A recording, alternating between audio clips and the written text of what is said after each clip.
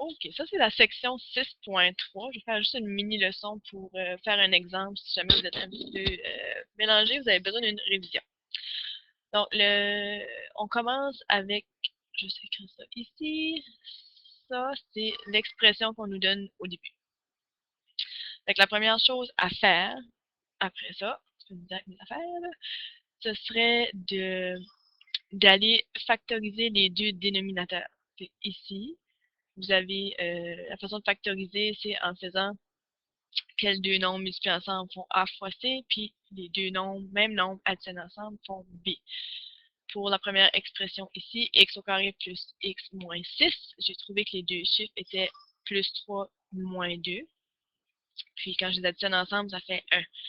Vu que j'ai un 1 avant du x au carré, je peux tout de suite pitcher mes deux parenthèses, mes chiffres dedans, puis ça me donne ma factorisation au dénominateur de mon terme 1. Je fais la même chose avec le terme 2, puis ça me donne ces deux nouvelles parenthèses-là en dessous. Normalement, on ferait nos restrictions, mais on ne les fera pas dans le détail, là, mais les restrictions seraient x n'est pas égal à moins 3, x ne peut pas être égal à 2, x ne peut pas être égal à moins 1. Après ça, la prochaine étape serait de trouver le PPDC. La façon qu'on fait ça, on regarde les deux dénominateurs. On va aller voir qu'est-ce que chaque terme nous donne comme parenthèse dans ce cas ici. Puis on va aller chercher le maximum de chaque dénominateur. Fait que le premier terme nous donne comme dénominateur x plus 3, x moins 2. J'en ai écrit une ici, puis l'autre là. Puis j'ai fini avec lui. Fait que le maximum, c'est une parenthèse de chaque. Je vais aller voir le deuxième terme, qu'est-ce que lui me donne, puis s'il me donne plus que qu'est-ce que le premier terme m'a donné. Fait que qu'est-ce qu'il me donne de plus, c'est un x plus 1. Puis il me donne aussi x plus 3, mais il me le donne juste une fois, comme l'autre avait donné.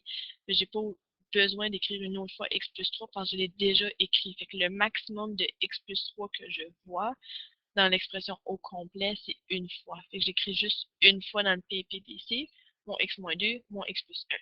Fait que quand je regarde mon terme 1, son dénominateur fit au moins une fois dedans. Même chose pour le terme 2, son dénominateur va fitter au moins une fois. J'ai les mêmes parenthèses, je n'ai une d'extra, mais c'est pas grave, pourvu que ces deux-là soient dedans et que ces deux-là soient dans le PPDC, je suis correct. Mon PPDC, j'ai écrit une petite chose ici, là, vous pouvez lire cette section-ci.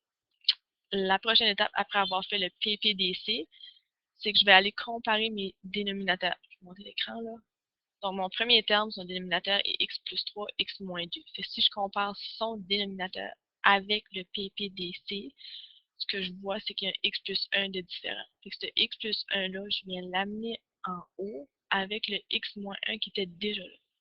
Puis, il va falloir que je les multiplie ensemble après. Puis là, je suis l'ordre de mes signes. Le prochain signe que je vois, c'est le moins. Ce moins-là, juste un petit dessin, là. Ce moins-là, ben, il faut qu'il suive, il faut que je suive l'autre. Puis ici. Fait que là, après ça, je regarde mon deuxième numérateur, c'est x moins 2, puis je vais comparer ce dénominateur ici avec le PPDC. Fait que la différence entre les deux, c'est que là, j'ai un x plus 1, x plus 3, puis ici, j'ai un x moins 2 de plus. Fait que je vais aller l'ajouter au numérateur. Fait que le x moins 2 ici est là, puis là, j'ai ajouté x moins 2. Quand ici, je vous dis comparer les dénominateurs avec le PPDC, blablabla, fait que là, on ajoute ça. Puis la prochaine étape sera de multiplier tout ça. Fait que je fais x moins 1, x plus 1, je vais faire tout oui avec. Et ça me donne x plus 2, plus x, moins x, puis là, moins 1. Là, je fais mon moins, comme d'habitude. Suivez l'ordre des signes pour pas changer qu'est-ce qui était déjà là. Fait que ce moins-là, c'est le même qu'ici. Faites attention parce qu'il va venir changer les signes des prochains termes. Je vais mettre en crochet parce que je sais que j'ai un moins. Je fais x fois x au carré, x fois moins 2, moins 2x, moins 2 fois x, moins 2x encore, puis là, moins 2 fois moins 2, plus 4. Puis là, attention au signe négatif. Après ça, je vais aller rentrer ce négatif-là dans chacun des termes parce que ça va changer leur signe. Ce que j'ai fait aussi, j'ai déjà groupé ces deux termes-là ensemble pour donner moins 4. Je vais changer à plus 4 à cause du moins. Fait que son signe ici change à, à moins. Le signe du plus 4 à la fin changera à 1 moins 4. La dernière chose qui reste à faire après, soit de grouper vos x au carré ensemble, vos x ensemble, puis les nombres entiers ensemble. Fait que les x au carré s'enlèvent parce que j'ai un plus puis un moins. Puis là, les deux premiers x qui sont ici s'annulent.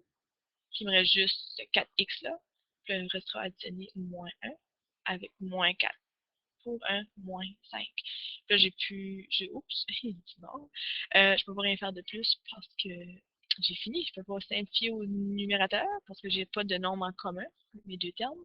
Puis le dénominateur va toujours rester comme ça, à moins que vous trouviez un numérateur en haut que vous pourriez simplifier, mais dans ce cas ici, il n'y en a pas. Alors voilà, c'était la leçon de la section 6.3.